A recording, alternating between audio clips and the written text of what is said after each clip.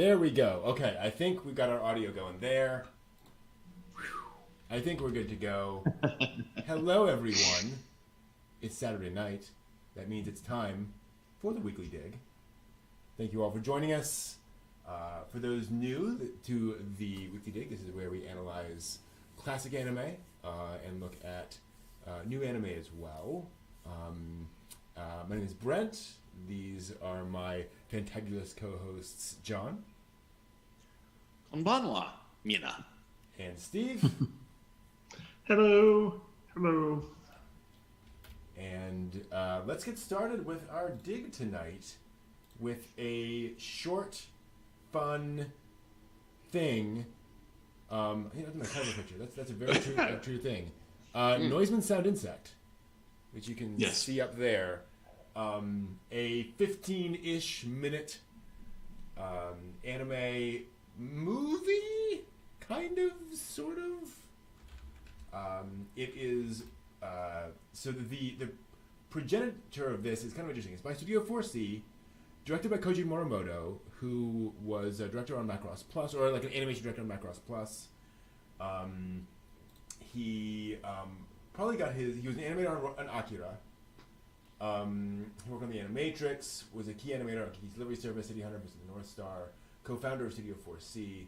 For those who've seen Robot Carnival, he did the segment Franken's Gears, which is pretty clearly kind of the inspiration for Noiseman Sound Insect in terms of like the basic concept.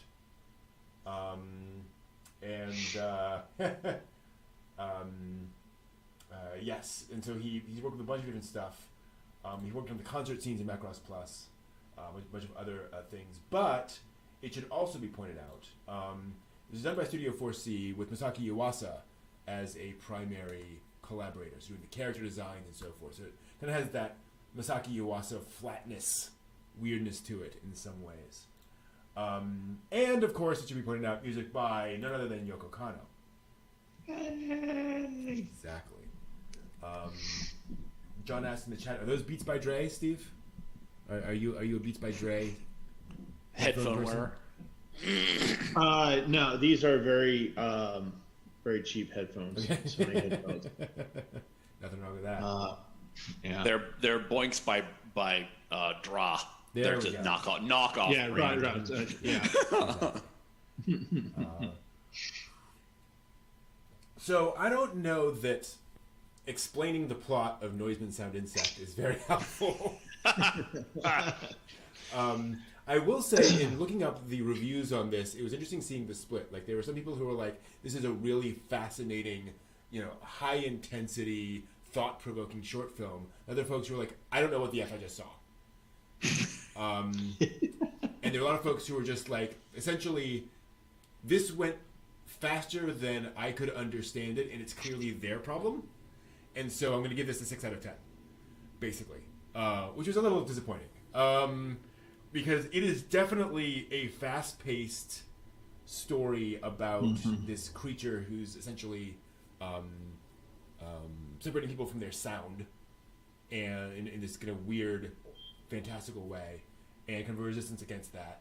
And in some ways, it's very much a simple, this despot has basically taken over, and so we're fighting back kind of story. But one way I describe it to some people is it's kind of like they had this weird idea for an anime movie, and they cut out all the boring parts. Yeah. So it's like, here's just kind of enough to let you know what's going on, and that's it, and credits. Right. But it's a very interesting kind of odd kind of a film. What were your guys' kind of reactions watching it? I thought I had not seen this, and I have. And so when I started watching it, I was just like, okay, this is vaguely familiar. And then once the action started going, I was just like, oh yeah, where did I see this? Was this on Sci-Fi a long time ago? Was this on Adult Swim? I haven't pinned it down, but like I was just like, yes, I know this character. I know what's going to happen next, and that's that kind of a thing. And and I was like, oh, okay, cool. I took this for what it was, and it was just kind of like when you see something like an anime going on for 14 minutes, what you need to understand, or any animation that goes on for just 14 minutes, and that's all you're going to get, you have to understand that, basically what you're looking at is somebody flexing or somebody flexing. Because this is a lot of flex here.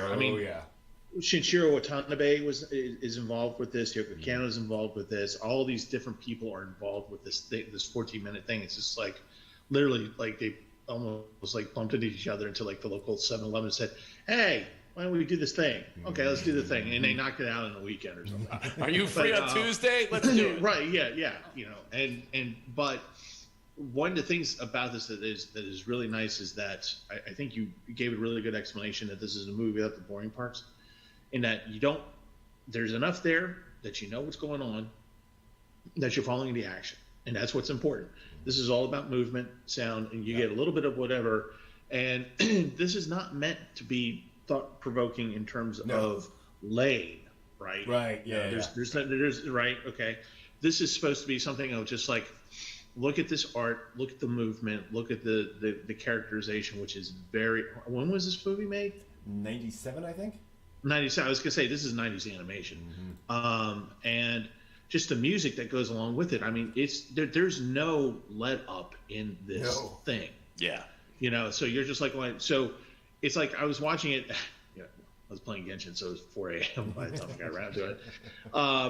So I'm watching it at 4 a.m. and by the end of it, I was like, I can't sleep now. Because it was just a boom, boom, boom, boom, boom, boom.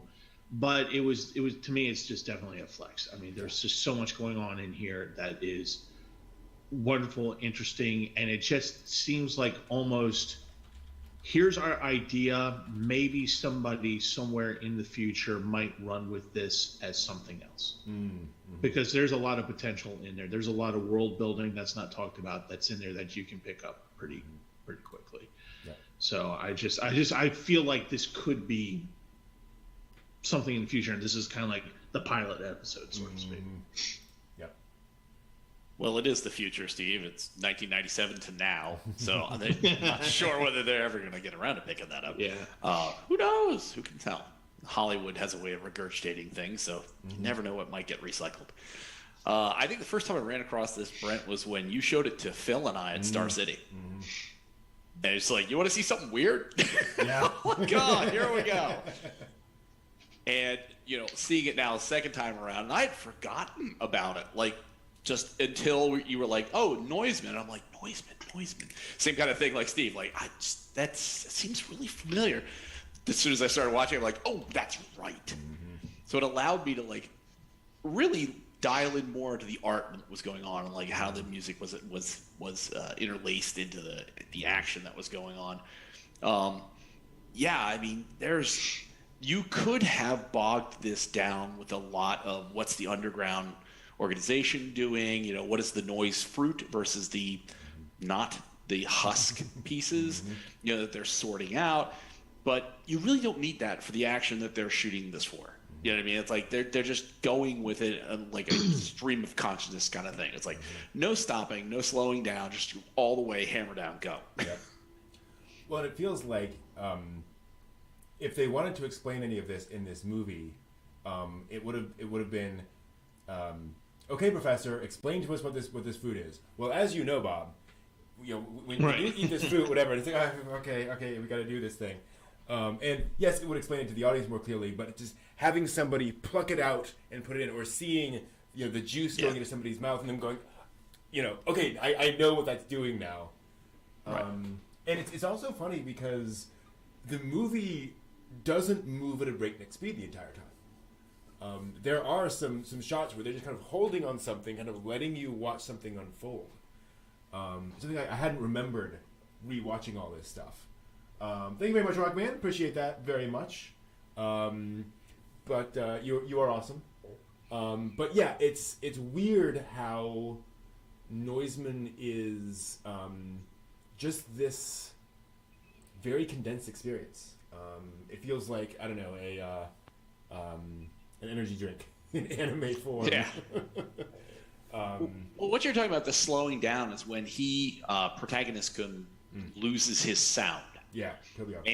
And protagonist Chan has that, and he is like halfway sort of through the plank of his sound and struggling with it and kind of morphing around and kind of gelatinous, and she's just kind of like it's like, yes, it's contemplative of that moment of like, this is something weird is really happening, and how do you deal with that? Yeah.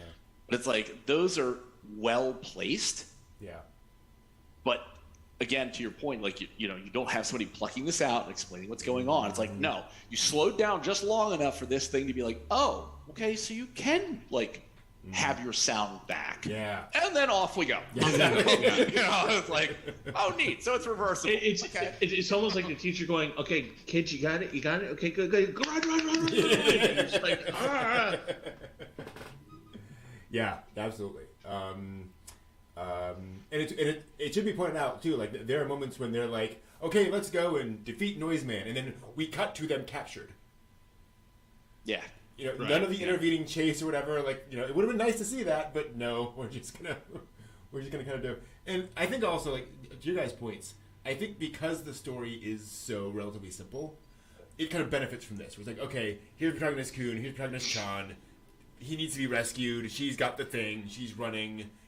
All of that kind of stuff gets kind of communicates well enough in the story without needing a lot of explanation. Yeah. It's also interesting, kind of the overall just kind of art style of this. How it doesn't have a lot of vibrant colors. You'd think for something this fast-paced, you'd want something more vibrant, so you can kind of see a blue pop or a red or whatever. Yeah. But they keep it very toned down, which I think also kind of contributes a bit to the kind of visual chaos going on, because your eye can't pull things out quite as quickly. Right. So I think it works. It's kind of unusual. There's one point where they're the flying vacuums. Yeah.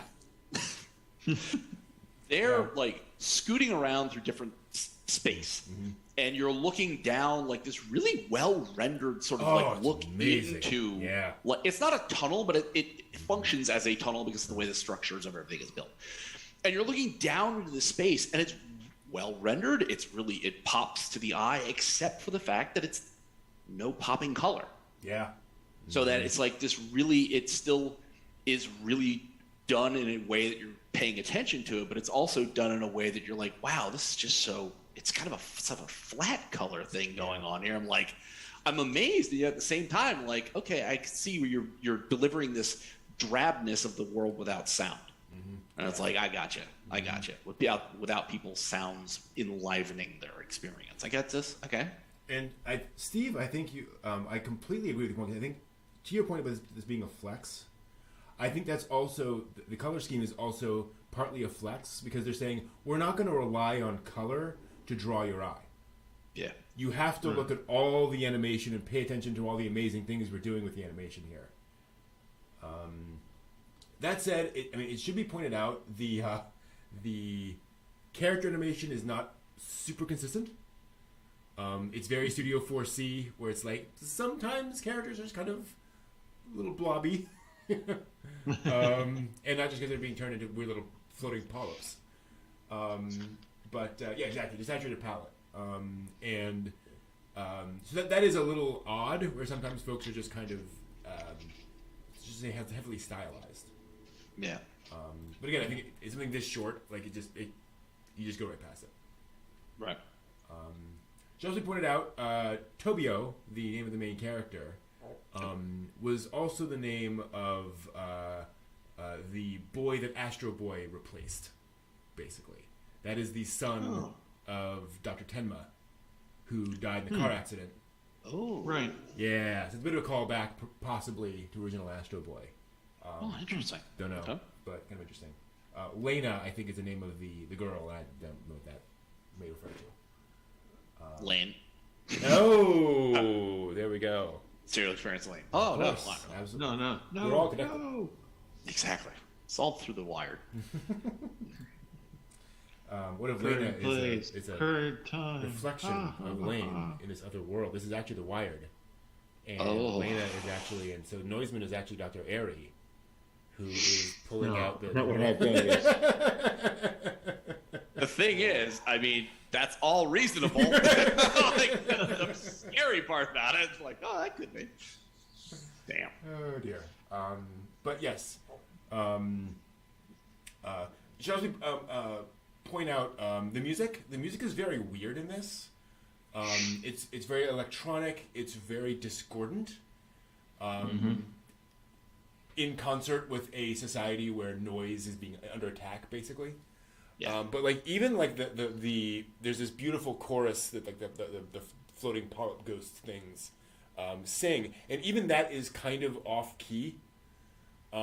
It's haunting in the full sense of that word. Yeah. So it's kind of interesting that they chose to not make kind of a classic orchestral kind of a soundtrack to this. It's more just kind of weird beats and so forth. Well, to your point earlier about the character modeling being kind of like shifty, you know, with having a discordant music style, it wouldn't shock me if you had said, oh, you know, in the background notes to this, the character modeling is entirely intentional. It's because they don't want you to be focused specifically on the details of any particular character. The idea is to focus on the general what's going on, that you identify with the two protagonists, but other than that, you don't really need to be locked into how they look. You just need to be locked into what they're doing and what their emotional state is. I was like, I could believe that if that was the case, because I would have thought an angelic choir of ghost seal babies would have been more angelic, but it fits entirely the odd concept of this entire piece. Exactly. I mean, you know, this is the studio that made Mind Game. Yeah. So There you go. very much in that style, totally. Well, I thought of the music as intentionally discordant and insofar just to show that the lack of sound that is now created here, you know, this thing is making a lack of sound because it doesn't like it. It thinks it's bad. When there is sound, when there are people and the chase is on, it's deconstructed. So the music is going to be deconstructed because how would these people know what that is? And so you know, it's just kind of one of those things where it's just like, so kind of what you guys are saying is that the music is attached to movement. That's where I put it to. So like when you're watching various characters, you're not getting a theme. You're just kind of getting here's this thing that you're looking at, and here's the sound we're going to put behind it because it's very chaotic. And here you go, have fun. You know, hope you're not tripping. A visceral sound experience versus like or an orchestral background to action. Yeah, like there's not going to be any Tobio theme. There's no Tobio theme. You know, there's no monster theme. There's no, you know, none of that. It's just. I remember somebody writing something saying that one of the downsides of John Williams' Star Wars soundtrack is it has become so iconic that kind of becomes the default way that everyone approaches music in any sort of, you know, film, TV, animation, whatever, and that really restricts, you know, musical choices. Or it's like, everyone has to have a theme that we restate every time things happen. It's like, well, no, not all the time. Like sometimes it makes sense to be more experimental, be more weird, and to go color outside the lines a little bit. And I think this definitely does that very effectively. Cool. Any other thoughts on Noiseman Sound Insect? When you watch The Diary of Anne Frank, this was a very good palette cleanser. I would have thought Baby Ghost would have been a better palette cleanser, but this definitely was a clean slate from Anne Frank, for sure. No, it was fun. It's just a fun thing. Take it as it is, and just have fun with it. It reminds me very vaguely of like Liquid Television kind of content. Yes. Yeah. You know what I mean? Yes. It's like it would have been a great candidate for Liquid Television. Yeah. Because it's just got that frenetic, pulsing mania to it. Yeah. No, that may have been where I saw it. Mm-hmm. Really? Actually, come to think of it, that may have been where I saw it. I'll have to look at that. Yeah. Because that actually makes total complete sense that it would be on there. I have to look that up. Yeah, that would. Yeah. Like on Flux, John Ryderson. Yep. Yeah. Very, very much in that mode. And it could well be that one of the kind of potential audiences for this, one of the reasons why it's a weird 16-minute thing is it's like there are markets like MTV out there, and there are markets like that out there that will take this and make it work for us. And in the 90s, MTV was looking for content like that to throw in. Yep. So. Makes sense. Cool. Yeah, that is Noiseman Sound Insect. It is available. there are places you can find Noiseman Sound Insect if you want to watch it. It's out there. A really interesting, just kind of weird back catalog kind of a work from Studio 4C in their early days. Just kind of really interesting to see. Yeah.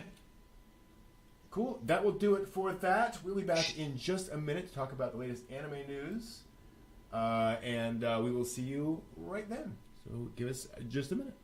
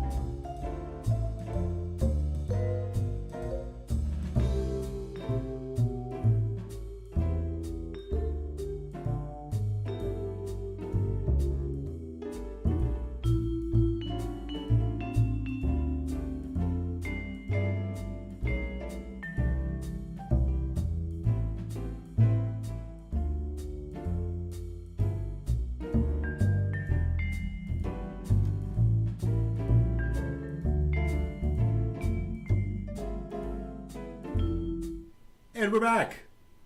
Hello, everyone. For some reason, my chat thing is not showing anybody. Let me see if I can fix that.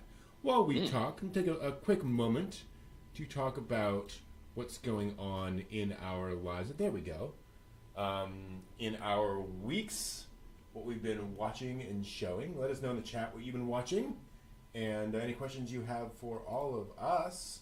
John, how about you? I've been catching up on everything that I've been desperately behind with. Yes. So I caught up finally. 4th season of Data Live is up. So I binged through 5 episodes of that yesterday. Wow. Keeping up with Greatest Demon Lord is Reborn as a Commoner. Is it Diamond?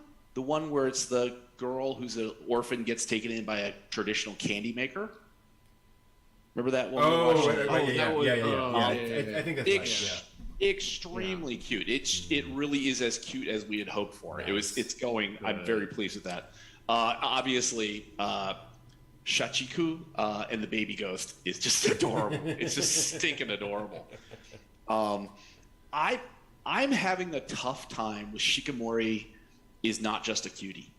Oh, really? And it's because of exactly the brain trap that I put myself in after we talked about, it's going to be like Mirai Nikki. It's going to be Yunika Sai. She's going to do something crazy. She's super nuts. It's like, no. Now I can't get that out of my head. So now they're just having like this, let's play volleyball. Oh, he's really clumsy at soccer. I cannot dial down.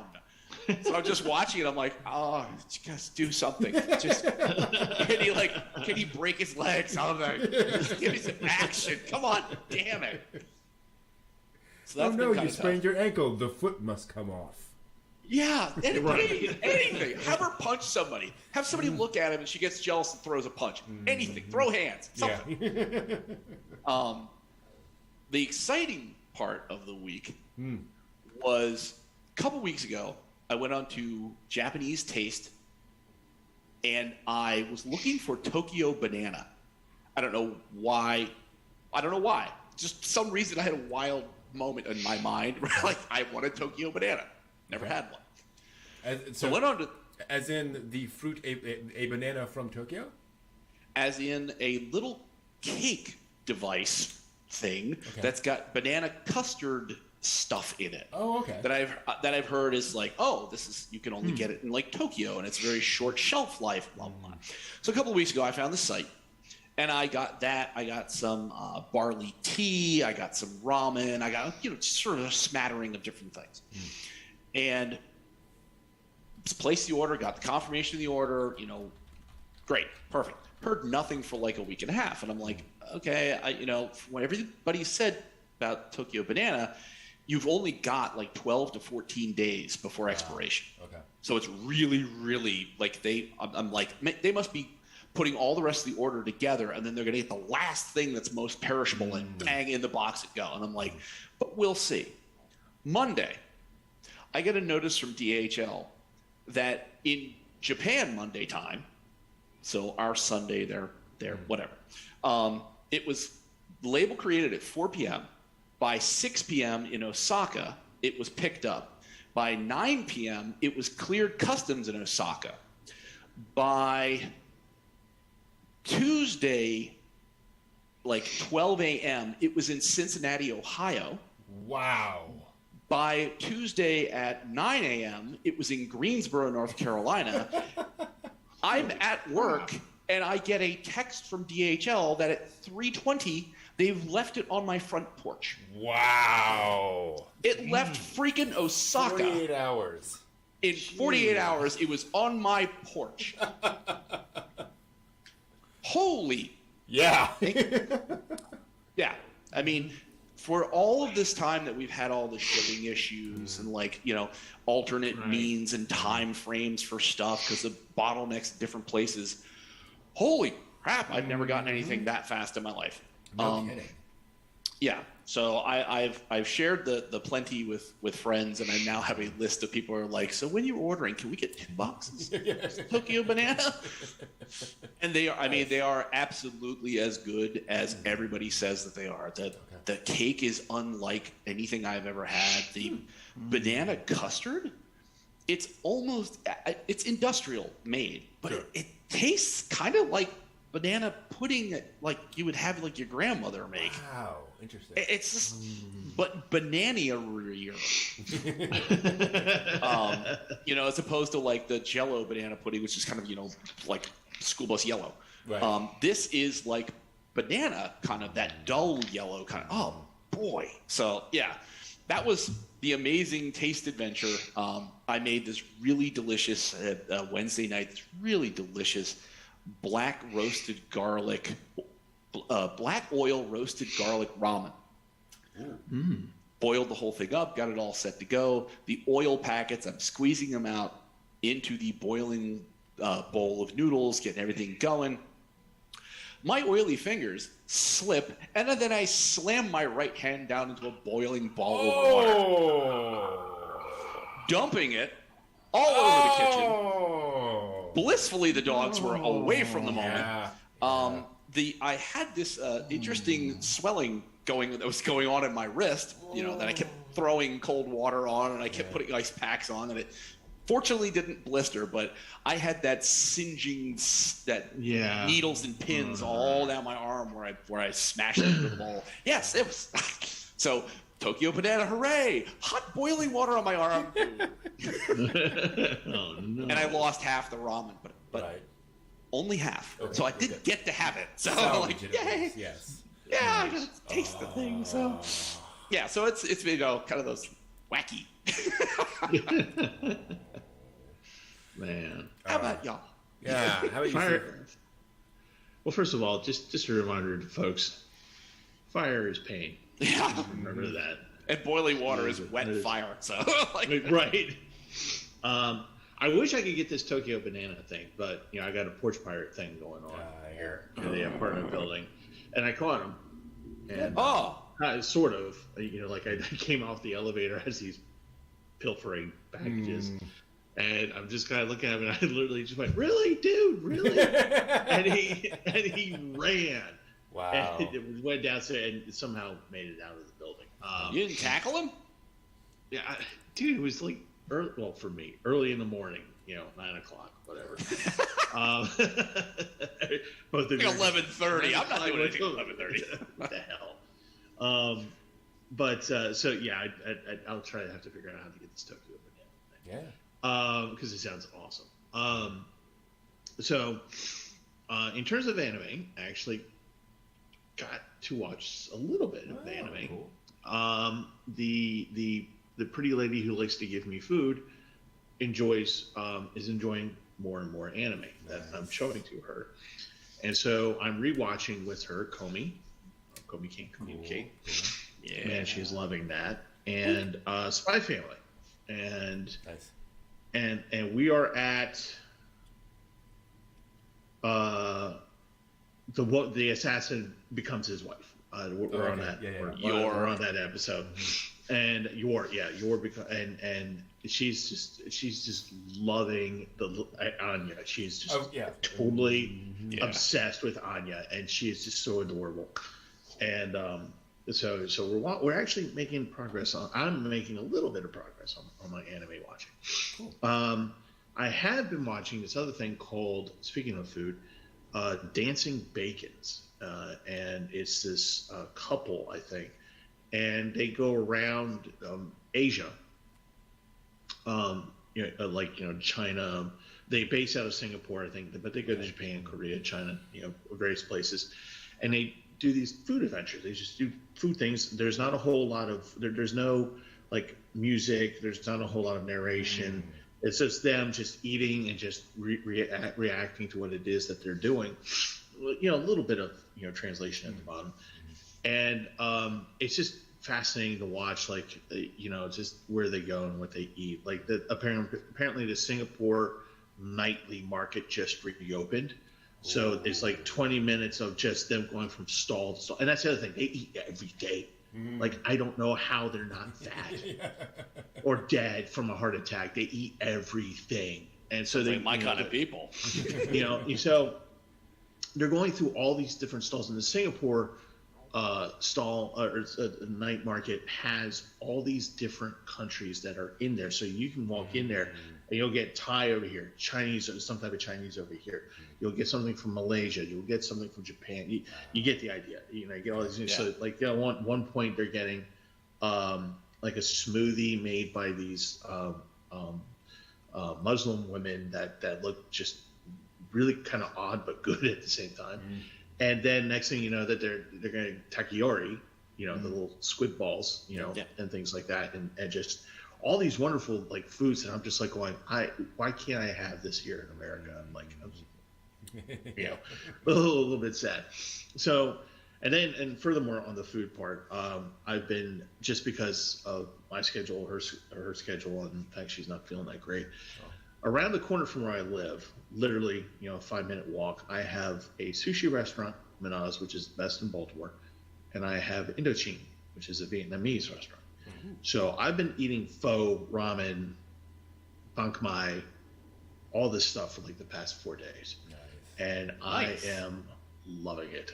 I'm just like, I love to cook, but there are times where I'm just like, serve me, please, give me your best dish, and bring me a bucket. Wait a minute, hold on. I'm absolutely starved. No, but it's just Wait 5 minutes. It's just.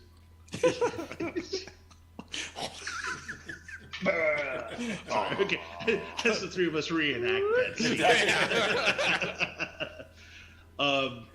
So I've been eating well. I've been eating very, very well, and of course, Genshin is life. This is true. Genshin is life. Now so I'm playing through Genshin on my wonderful new. You all can't see it, but my wonderful new laptop thing. Magical portal to the internet. Yes, where I don't freeze every 5 seconds. I'm dilated. Cool. I have not been watching much anime. I've been doing a lot of reading the past couple weeks. Some fiction, some nonfiction. Steve, I think you recommended, was it An Atlas of Extinct Countries or Atlas of Improbable Places? Yes. Read through some of that. Really interesting. That actually got me on to another book, An Historical and Geographical Description of Formosa. Which is referenced in the other book. So the first book is basically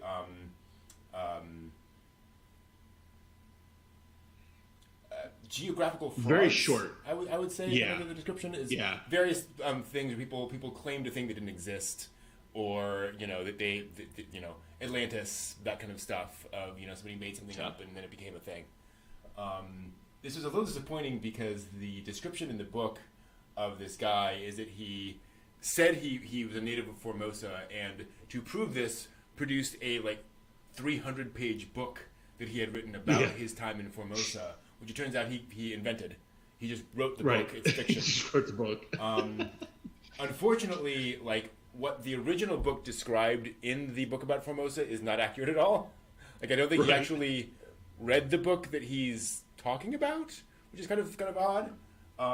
Because the guy who wrote the book on Formosa, he claims a lot of weird things, but it's not as extreme as the guy claims he said, which is kind of odd. But it's fascinating reading somebody's just making something up about this culture, just inventing a culture from scratch. And there's a part of it which feels like it's kind of throwing shade at the reader, where it's like, how crazy can I make this, right? You can't be believing me at this point, right? Right. For example, the Formosans have this odd belief in child sacrifice, and so to appease their god, they sacrifice something like 12,000 children a year, something like that. And it's a population of 50,000 or something. It's this does not make sense. This math does not add up. So it's Well, they have an extremely unusually high birth rate. Yeah, exactly. Obviously. So that was kind of fun to read. I read a book called Noise by Dan Kahneman. It's about how we tend to make... It's about overconfidence in decision making, basically.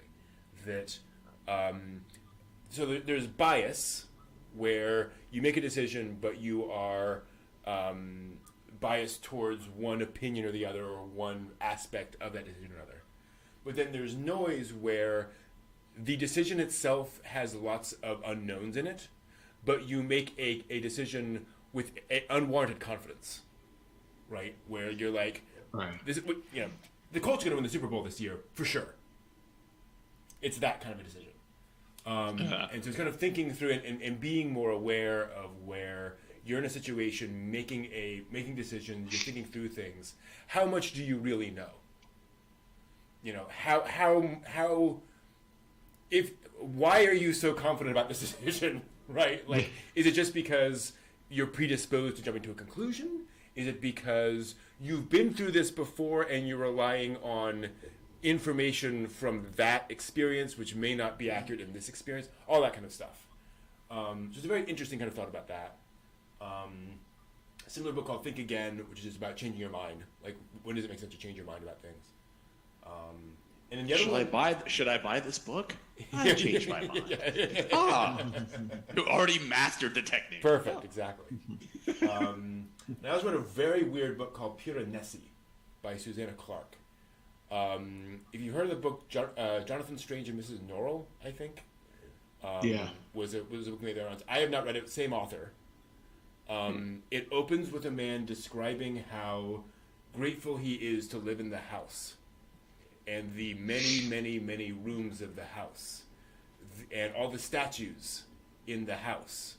The house, which is the world, the two words are synonymous, just provides all he needs, because there are the fish in the flooded statue rooms below, and there are the clouds in the statue rooms above, which provide the rain and the water. And he describes, you know, he's gone as far as the 983rd chamber to the west, and the 723rd chamber to the east, and all these various things about this environment. And it's one of those stories, kind of like Lane, where every 10 minutes you're like, wait, what? Wait,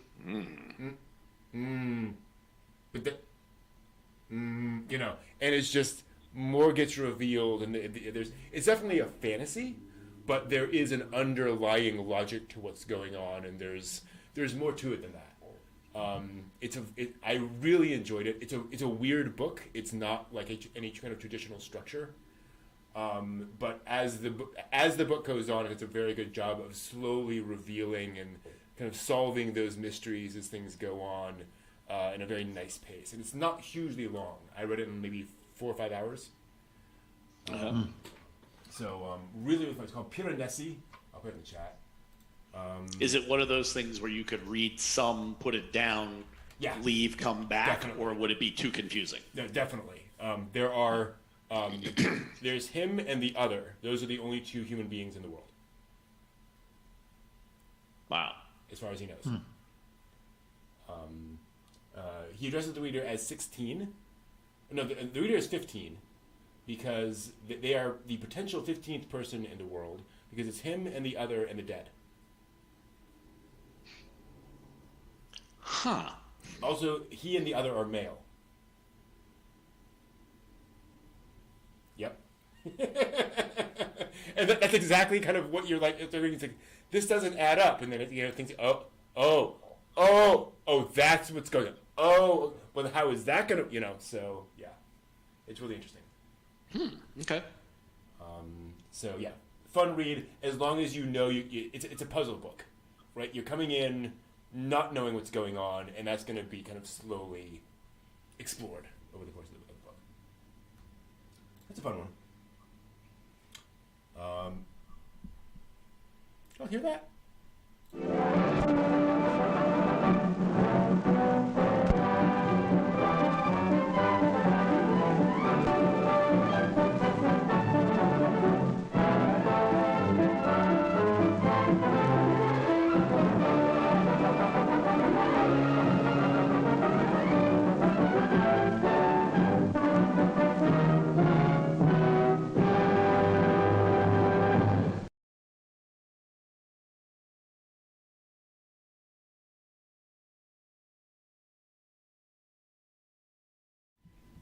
And we're back. Things are a little odd because they didn't move the little camera thing over. So we'll just have to make this work. It's fine. It'll be okay. Welcome to the latest anime news for the week ending May 7th, 2022. We're going to start with some fun stuff. It's good to know that, we got folks in our corner. Last week, the New York Post published an article about the man who unofficially married his virtual Hatsune Miku hologram. I don't know if you remember this. Yeah. And an unexpected celebrity supporter stepped up to defend their unorthodox relationship. Bassist and co-lead singer for Kiss, Gene Simmons, tweeted the article. Yeah. And added his comment saying, quote, "It doesn't matter if you understand this relationship. It only matters if this otaku man is happy. Good luck to him," end quote. To be clear, Gene Simmons knows what an otaku is. Yeah. That blows my mind. Akihito Kondo married his virtual idol back in 2018 after Gatebox released an interactive home hologram projector that allowed users to talk to and interact with Miku, and sold unofficial marriage certificates to go with it. So it was not completely his idea. The Miku model of the Gatebox ended service in 2020. But in last week's article, Kondo says he loves his virtual waifu as much as ever. It's sweet. Does anybody else watch Archer? I do not. I've seen a good portion of it. So in Archer, there is the insane doctor who has a waifu. Krieger. Who has a waifu that he digitally created, and they get married. Okay. These episodes came out probably 6-7 years ago.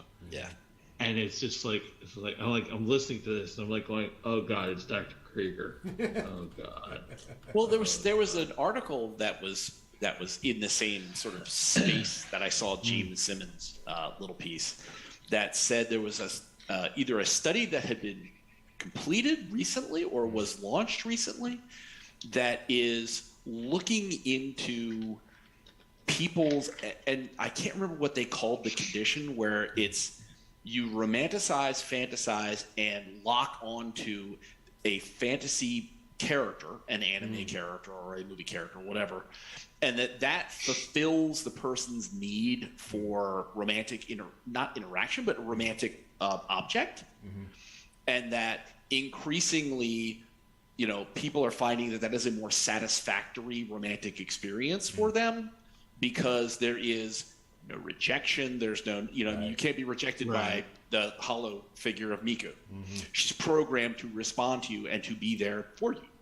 And it's like the tail end of the article, I skimmed through it, was just like, everybody's got their thing. Everybody has their jam. That's fine.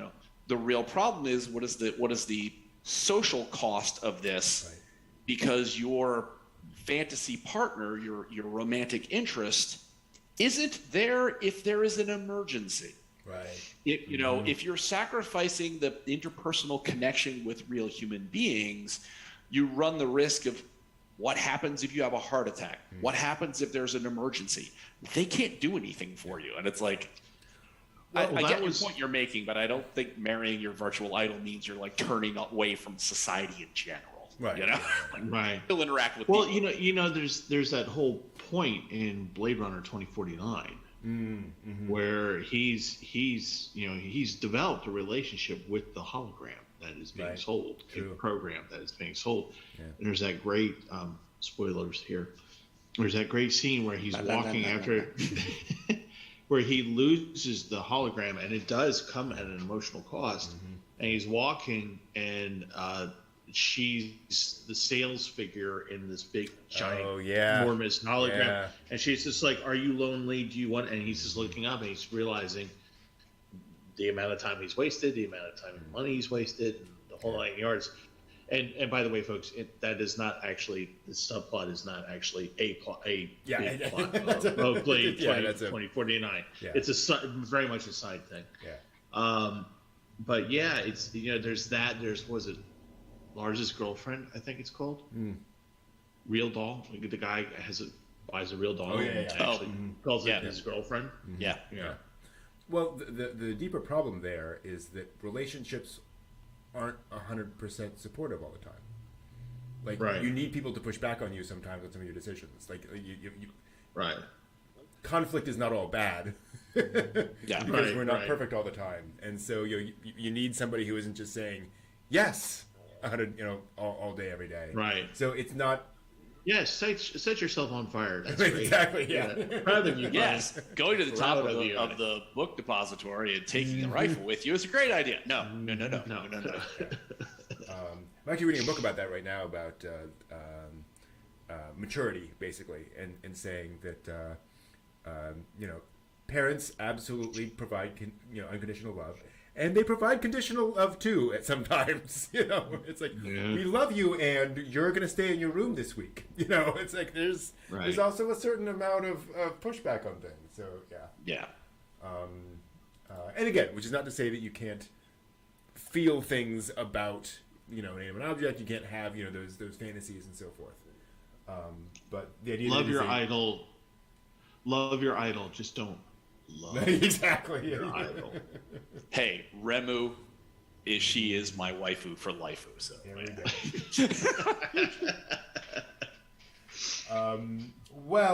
Moving on. In a list we wish existed back when we had to read the classics in school, Shueisha's Grand Jump Mucha magazine has announced an upcoming manga miniseries based on Herman Melville's Moby Dick novel, titled Ahab. The 3-issue series will begin in the magazine's next issue on June 21st, and will surely be far better, or at least easier to read than trying to read the Spark Notes. Do you remember the sci-fi Moby Dick anime? Yeah. Oh, that just came to my mind. No, what? Yeah, there was like a sci-fi thing, like Captain Ahab anime, really weird art style. And here I thought Treasure Planet was a weird Hakuge, Legend of the Moby Dick. There it is. Wow. Okay. 1997, 1998, 26 episodes. The whales are spaceships in that. Wow. I remember seeing that on the rack at like Suncoast, but never picked it up. Always wondered, what was I missing? Yeah, exactly. Speaking of missing stuff, fans of anime and video games are no strangers to dropping hefty sums of money on figures and merchandise, but Square Enix's newly announced Final Fantasy VI figure might give even the wealthiest fans a little pause. The 1/6 scale figure of Terra and her Magitech walker is beautifully crafted and limited to only 600 units, but at a price tag of 1,485,000 yen, Of course they are. or about $11,570. They probably won't sell any more than that anyways. Wow.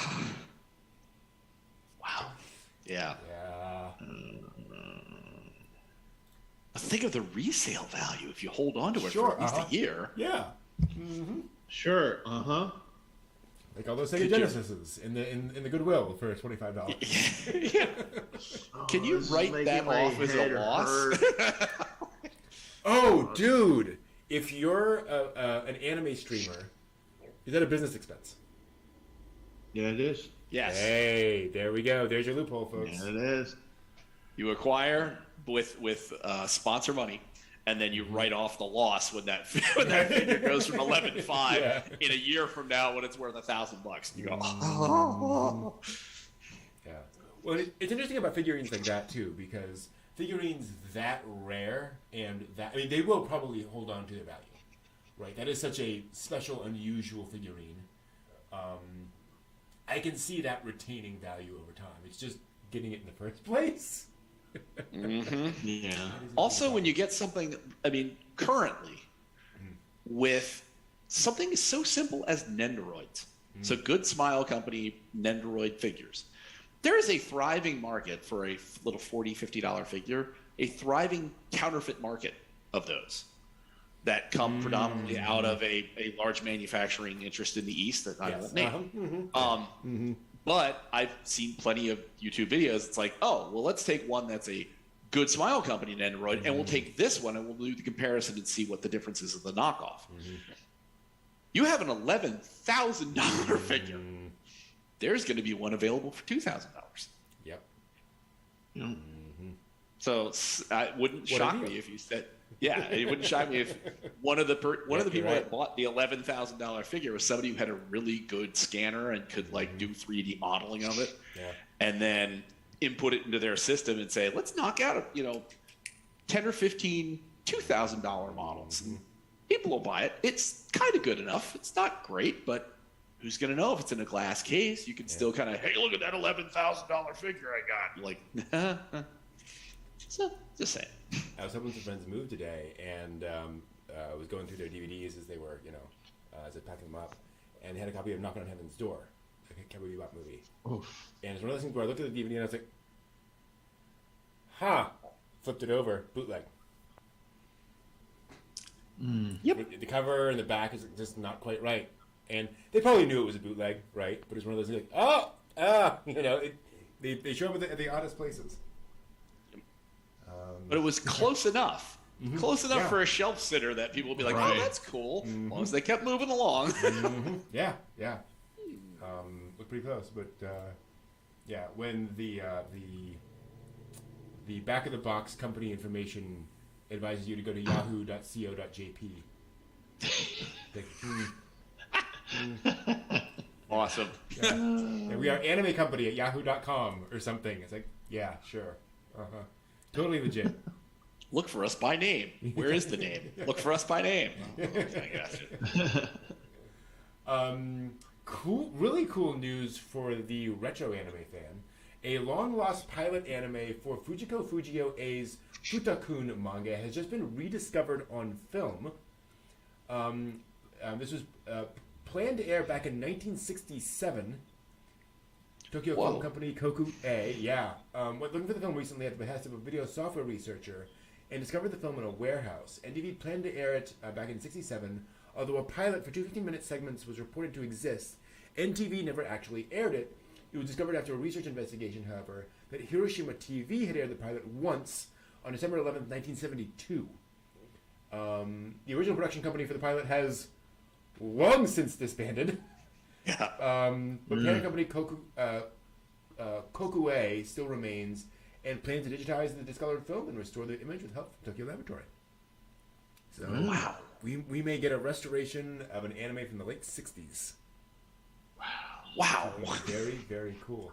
And it's a reminder of how, like, all of these, Astro Boy came out, and then this explosion of interest in animation on television. And I'm sure there were other things like that where it's just, here's a, like the Princess Diana anime we talked about the other day. Let's commemorate the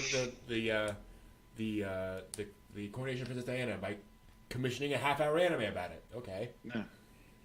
Very weird. Toei Animation announced last week it's establishing the Toei Animation Sakuga Academy, a new animator training program in April of next year. It's an intensive 1-year practical animator training program, which is pretty lengthy from what I'm familiar with. With experienced animators, following the training and an exam, successful students will be hired as contract workers for Toei Animation. It'll be 3 months of video training, followed by a 9-month animation or digital video course, depending on the student's goals. Unfortunately, the program will only accept about 10 students, so space is limited. Yeah. But Toei will handle the tuition costs and offer a 150,000 yen monthly stipend to students. That's like $1,300 a month. That's pretty good. Yeah. Meanwhile, and all they have to do is draw feet for a living. Exactly. Well, and live in a shoebox that costs $1,300 a month, or 1,300 yen a month. Yeah, exactly. Meanwhile, TMS, most animators are not salaried, John. So I suspect pretty much everyone working at Toei are not salaried anyway. Most anime workers are. In fact, I think KyoAni is one of the few companies that takes on salaried animators. But yeah, most of the animators working in Tokyo are contract. Meanwhile, TMS has begun a new project to improve the future sustainability of the industry as a whole. The new original story workshop TMS LAP will be a creation project for new IPs, aiming, I think lab. I misread that. Aiming to create a place where animation companies themselves can create and deliver primary source works like manga, novels, web videos, etc., together with creators. Manga works produced by TMS Lab will be available at major digital bookstores and streamed as motion comics with voices and subtitles on the official TMS YouTube channel worldwide. And novel and video works will also be output in a variety of digital forms. And provided to you for free by MicroFox. No, I'm sorry. No. So here's something that goes somewhere. There are a variety of attempts to do more original animation works. Studio Kara's, what is the name of that? Oh geez, there was a Young Animator Training Project, which was around for a while, and Studio Kara did their animation short program. But anyway.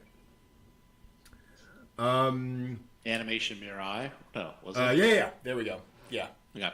Yep. Anime Mirai. I think that was it. Meanwhile, Studio Ghibli's beloved My Neighbor Totoro is heading to the stage for the first time, and what better company to put it on than London's Royal Shakespeare Company? Yeah. What? Yeah. It's Sir Patrick Stewart as Totoro. You've never seen him before. His masterful performance. Directed by Kenneth Branagh. Yeah, definitely. Exactly. The production will feature a new script by playwright Tom Morton Smith, with original film composer Joe Hisaishi serving as executive producer, and also writing the music for the play, including songs that went unused in the final version of the original film. Ooh. Oh.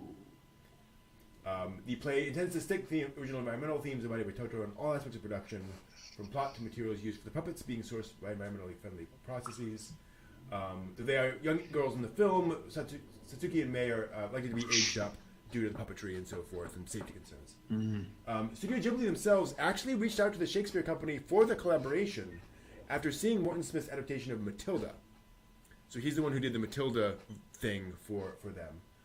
He traveled to meet Miyazaki in person and said that the filmmaker asked him if he was a feminist. Oh, Miyazaki. As it was very important to him that the girls be portrayed well and remain central in the story. No, I was planning to make them, 50-year-old men. So I'm glad you said that. I'm glad it was related to something like pertinent to the show. Yeah.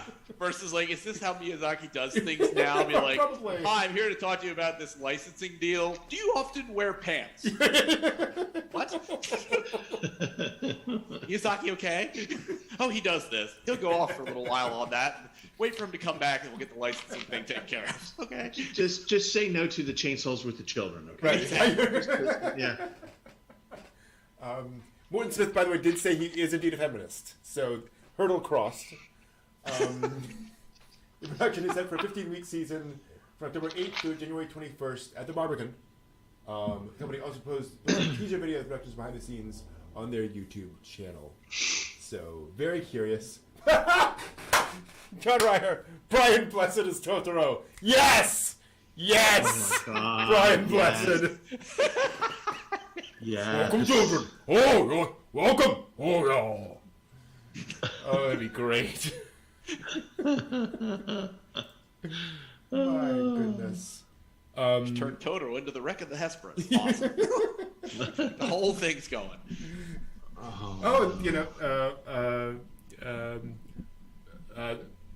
Flying from Flash Gordon. It works, right? He's flown before. He can fly as Totoro. Yeah. Okay. Hoi. To be clear, I am joking. Also this week, Studio Fly my Colorado. Totoros.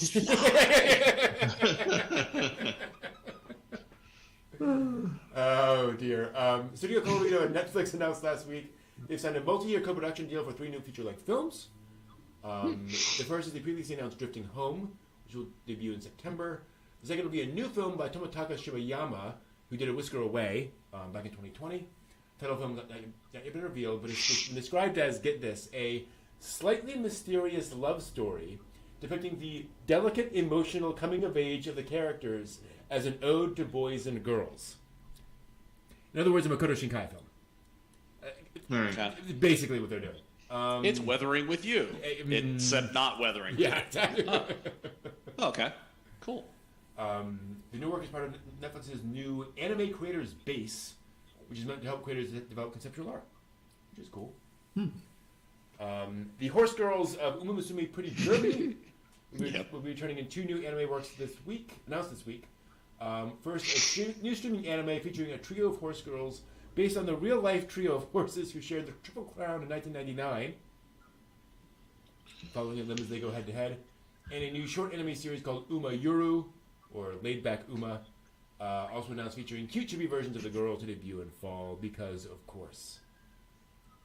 Well, hey, do we know? Did they go camping? Did they go horse camping? I wish. Does anybody know who because I was on the road when it happened. Who won the Kentucky Derby today? No. That was today? That was today. Yeah. Oh, well, there you go. Yeah. That tells you how much I know, Steve. Let me just look that up for you. Expect that Uma Musume anime next year. Based on whoever won this time around. Yeah. Well, I love the fact that they're going to have a trio of girls like the real Triple Crown winner horses that were also friends and went to high school together. Yeah. It's amazing how it just coincides so well like that. Actually. And then who gets married to the horse girls? Right, you do. Because love has no bounds. Right, yeah, exactly. No, it's always you. It has to be you. It's you. It's like Concole. All the battleship girls, they're all there for you. Nobody else, just you. Breaking news from John Ryher: Rich Strike won the Kentucky Derby. We know. They struck well. Anime studios ILCA and Yo have announced a new original TV anime called KJ File. Hard to pronounce. To premiere in July. It is a Kamishibai animation series. Yeah. It'll reunite a lot of the staff who worked on the Yamishibai Japanese Ghost Stories series. Yeah. So it's that again. It will feature original kaiju with retro-style illustrations and unique theme songs. A kaiju-themed Kamishibai. And again, this is not necessarily going to be horror. So I'm very curious to see what they do with that. It's going to be Gal and her dinosaur. Ah, yes. Done in Kamishibai. Works for me. The manga A Galaxy Next Door, by the creator of Sweetness and Lightning, is inspiring a TV anime coming this next year. It is a heartwarming romantic comedy following an orphaned manga artist who struggles to get by and support his younger siblings, but his life begins to turn around when a new, slightly otherworldly assistant enters his life. Looking forward to that. The Iceblade Sorcerer Shall Rule the World light novel series, also getting a TV anime in January. It is set in Academy of Magic, rumors spreading, great sorcerer, member of the new incoming class, blah, blah, blah, blah, blah, blah, blah. Isekai light novel series, My Unique Skill Makes Me OP even at level 1. It's getting into a TV anime. Basic concept, guy transported to another world. Of course, has no skills to speak of until he finds he has the unique ability to get rare drops from monsters. Oh, that's a good one. That's a good one. Ao Akashiro and Sonsho Hangetsuban's What God Does in a World Without Gods manga, also getting a TV anime. It's about the heir of a questionable cult, which I'm looking forward to that, who reincarnates after his death into a world with no concepts of God or religion. So I guess the first person to create a wacky cult in this world, I'm going to assume. Yeah.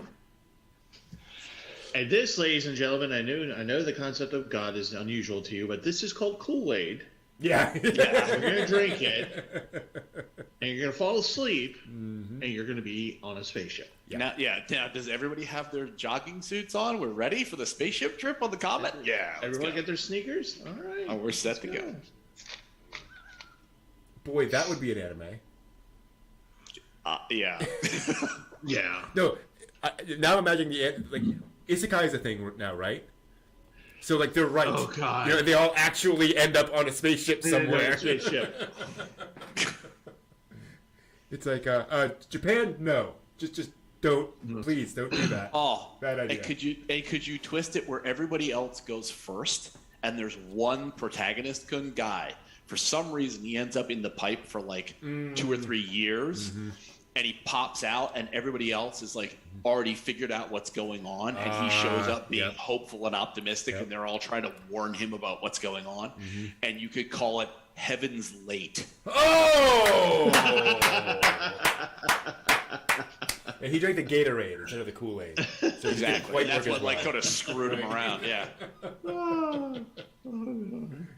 Yeah, cool anime. Love it. Toei, I am available for talks. Just make sure there's feminists. Right, exactly. Make sure everyone's I wasn't going with Miyazaki, because I figured he'd shoot my idea down. Yeah. Certainly. Tsuburuichi's Legendary Hero is Dead manga, with a TV anime in 2023. An average village farmer dreams about being a hero. One day he accidentally kills the real legendary hero, then buries his body to hide the evidence. Then wakes up the next day to discover that the body he's in is no longer his own. Oh no! What's going to happen? Exactly. I saw that announcement for that one, and I'm like, yes. I want to see this. I want to see her doing this. Sounds very dramatic, very serious, I'm sure. Oh, indeed. Nights with a Cat, a relaxing, cute comedy manga about living with a house cat, is inspiring an animated debut this summer. And finally, YouTube manga Human Bug University Dark Manga, a collection of stories about people being pushed to their limits, is receiving a TV anime this year. The anime is subtitled Episode of Satake, which will tell brand new original stories revolving around a manga character named Satake.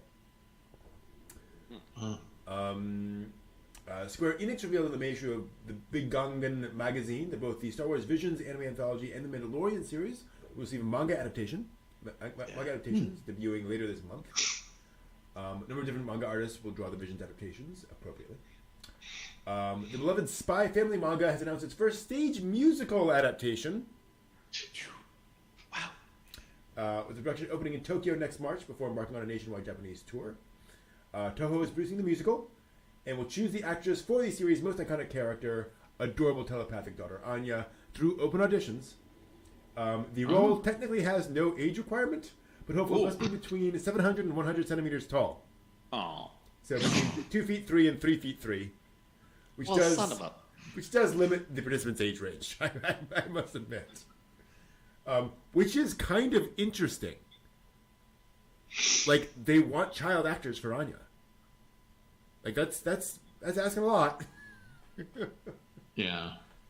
Well, they could do the old Tim Conway thing, dwarf, and just build a stage and stand it, and put like little flip flops where your knees are. Yeah, like there you go, it's perfect. I am an assassin. I am an assassin. Speaking of Spy Family, Wit Studio, the production company behind that anime as well as Attack on Titan and others, has announced an upcoming exhibit to celebrate their 10th anniversary. It'll be called Aim Higher. To be held in Ikebukuro from May 27th to June 20th. The exhibit's website also contains a section titled Overseas Expansion. Though no more details have been announced. And of course, they announced an online store for Spy Family merch last week. And finally, last week, Tezuka Productions launched a new official English language Twitter account for everything related to the Godfather of manga. Previously, the studio's Japanese Twitter account would occasionally tweet in English for international fans. This is the first time the studio has maintained a dedicated English social media account, besides the official website, which is in both Japanese and English. The studio's handle is Tezuka_ENG for fans who would like to follow. So that's cool. I checked it out earlier today. I was going to say, have you ever been in there? What goes on in there? I mean, a lot of it is, hey, did you know, Tezuka did this thing. We're releasing a new copy of this obscure, weird Tezuka manga from 1983. Here's the thing about it. They actually tweeted, I think, a couple days ago. Tezuka drew the cover illustration for some comics exhibition in Japan in I think the late 60s, early 70s.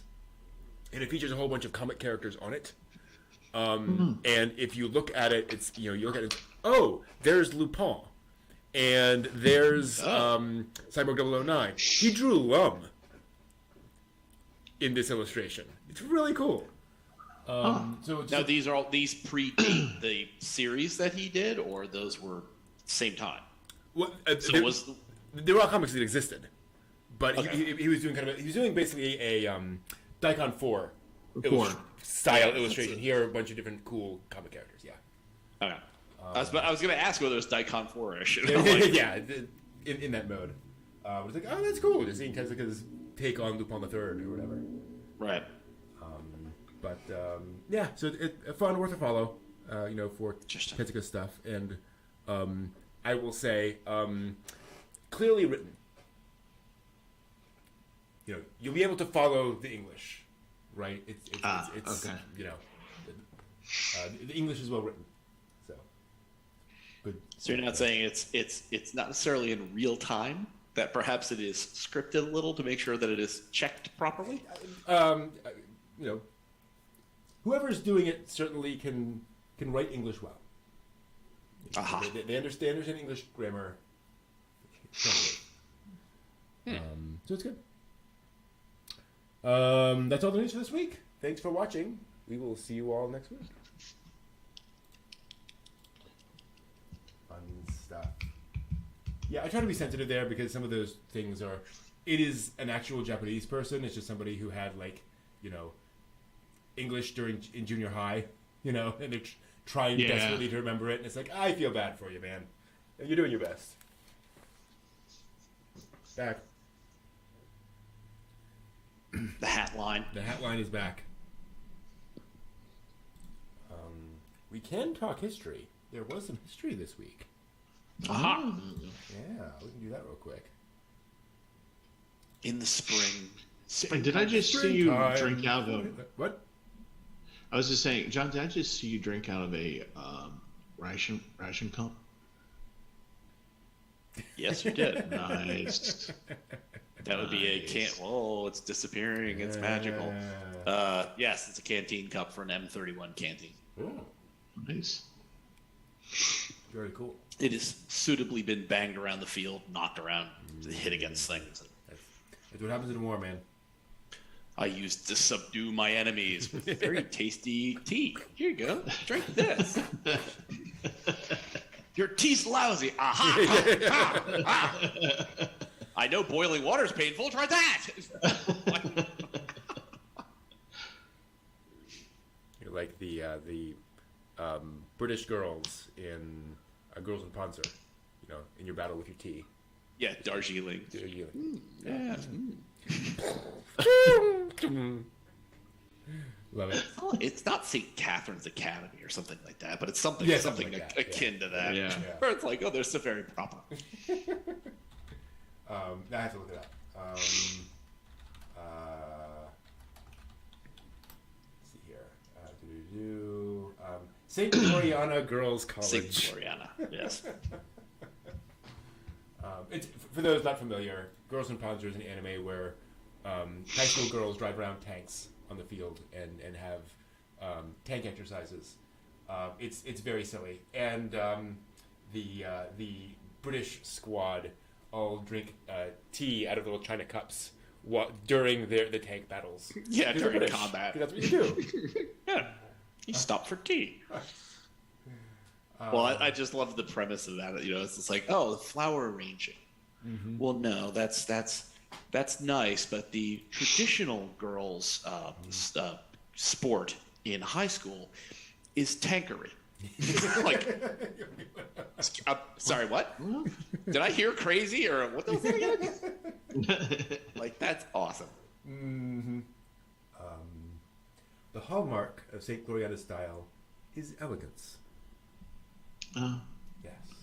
Elegance while dispatching your enemy in the most horrific fashion. Yes. Great significance displays on remaining calm and composed at all times, never becoming panicked or flustered. That would just be not done. Indeed. Anyway. Moving on to history. Yeah. Yeah. Welcome to This Week in Anime History, where we talk about things that happened this week in anime history. And we're going way back to 1961. May 1st, and the original airing of Otogi Manga Calendar. This was technically the first animation aired on Japanese television. This gets a little funky though, because you get a lot of these kind of descriptions. Why is that in German? Excuse me. That was weird. Well, it was sent by U-boat during the war. It was the first anime series shown on television in Japan. It was only a few minutes long. Each episode was just a few minutes long. There were other animations showed on television beforehand, but they were commercials or whatever, or little segments and so forth. This was the first ongoing series. It shows historical events that have occurred on each date, which is kind of cool. So if something happened on, July 4th, it'd be here is about the independence of America, that kind of stuff. And it also show historical photographs or film footage. And so that was cool. Also called Instant History. There's conflicting information about how much existed and was there and all that kind of good stuff. But we know it existed. We know it aired, and way back in 1961, they were making anime for television over in Japan. Also, May 5th is Monkey D. Luffy's birthday. Oh, wow. So happy birthday, Monkey.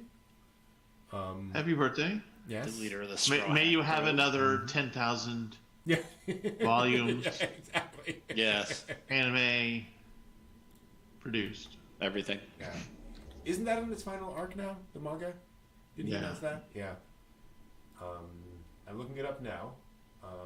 That's the final arc of the arc, but the original story has not finalized. There we go. Oh, I gotcha. They have to 102 volumes at this point of One Piece. Dang. Of just the manga.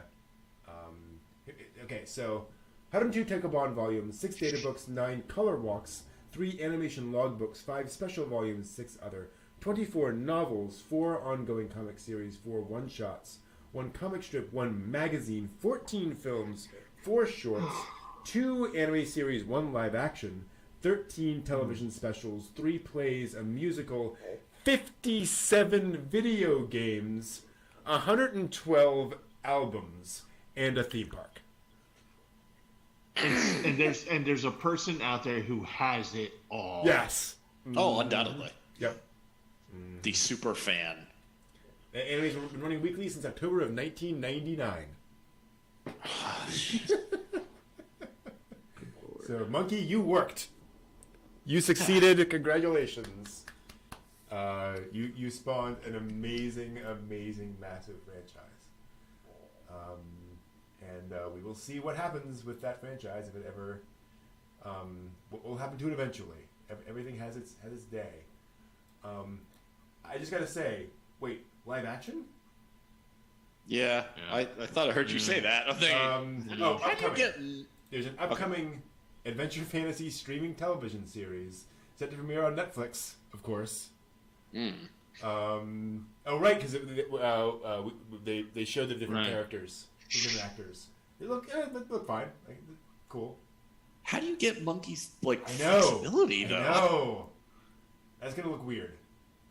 Yeah. You can do it, but it's gonna be. I think you gotta tone that down somewhat. You just have to. Well, they're gonna pull the plug after one season anyway. So Yeah, that's true. matter. Yeah. How dare you not make this what I thought it would be? Exactly. You will see. Wait a minute, it's not exactly the same thing. You're not allowed to take artistic license with things that I love. Exactly. Oh, now what I would have done. Yeah, we will see. Yeah, Emily Rudd is not me. Works for me. But yeah, that is what's happened this week in anime history. Thanks for watching. Cool. Man, I have not seen Doctor Who in forever. Doctor Who? Yeah. John Ryer's mentioning Doctor Who. I was deep into Doctor Who for a while, and then it just I fell off my plate for some reason. I came across something a couple nights ago, and I'm not sure if I saved the picture or not. But it's a line of all the women sidekicks Yeah. from the beginning to I think oh shoot, David Tennant's character, Doctor Who, and up to that point, yeah. And each one of them is like kind of like a, not chibi, but just kind of cartoonishly drawn. And each one of them has the signature outfit that they would wear, and screaming "Doctor" in different ways, Yep. So Tegan, Tegan, definitely. Tegan and K9. Yep. Yes, mistress. Yes, mistress. There was some guy at Otakon no, it wasn't a guy, it was a woman who had the K9. She built a K9 and a remote control and guided it around. Yeah. I have a picture. If they can build R2s, right? Yeah. Like they can build K9s. Yeah. Right. So. Yeah. K9, I think in this day and age would be a lot easier to build. Yeah, it's basically treads on the bottom, the ears. Yeah. Ears. Does it and light up? LED light. Yeah. His eyes. His nose would come. That's out. right. There was Yeah, that little, you had there a was little extending nose That's thing. right. Yeah. Yep. That's true. But just generally a box, versus R2. If you're going to do an R2 unit right, you have to have the drive motors on a tripod. You have to got it, And let's all admit, the extending nose thing was clearly like somebody hollowed out one and just like had their finger in it and was pushing the rod out. Right. Yeah. It's like. Yeah, BBC couldn't afford the hydraulic actuator for that one. Well, lads, it's a great idea, but is there a way that we could possibly just push out with vigor? We don't have a lot of time for hydraulics and stuff. Thanks. On the old British Whose Line Is It Anyway, there was a game with Stephen Fry, a game of props where they'd have the little things. And there was one where he had just a roll of the popping packing stuff, Bubble wrap. Bubble wrap, exactly. Yeah. And they cut to him and he said, "Well, I know the BBC's under budget cuts, but how are we supposed to create 3 monsters for Doctor Who out of just this? I just don't know." It's true. And yet they did.